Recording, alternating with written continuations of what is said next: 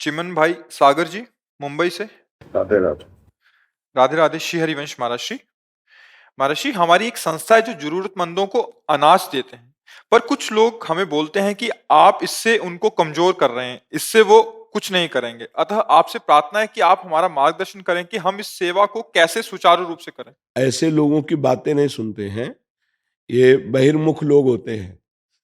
उनको क्या पता कि कितने ऐसे हमारे भारत में जिनको चैन से रोटी नहीं मिलती है, क्योंकि गांव में वो दृश्य हमने देखे हैं।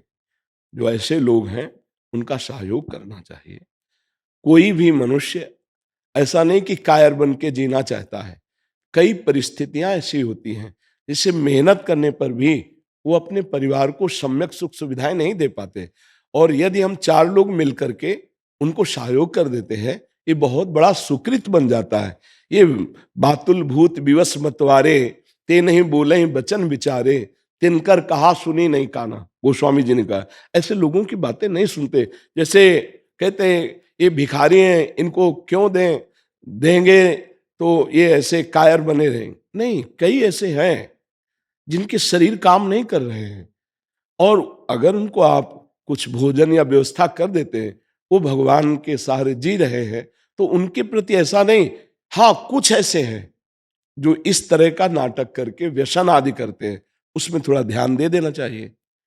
कुछ जरूरतमंद हैं, कुछ ऐसे हैं कि जो छल करके ऐसी लीलाएं करते हैं, नाटक करते हैं, और फिर शराब आदि पीते हैं, फिर गंदे आचरण में उतरते हैं।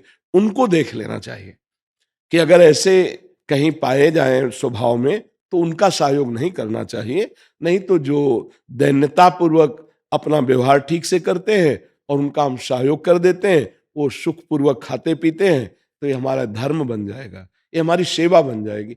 पर कुछ होते हैं ऐसे, ये तो निश्चित है।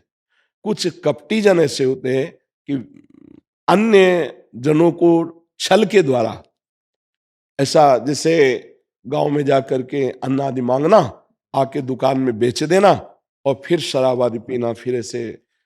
पर वही अपमान उन संतों का भी हो जाता है जो मांग करके लाते हैं और महीनों उससे भजन करते हैं। तो अब समझ में नहीं आता है। तो छल कपट तो साथ ही चलता है, बाया है। तो भगवान से प्रार्थना करे कि मुझे ऐसे लोगों की सेवा मिले जो वास्तविक सेवा हमें देने योग्य है। क्योंकि हम कैसे पहचान करें, वो भी झोली और वो भी झोली लिए हैं।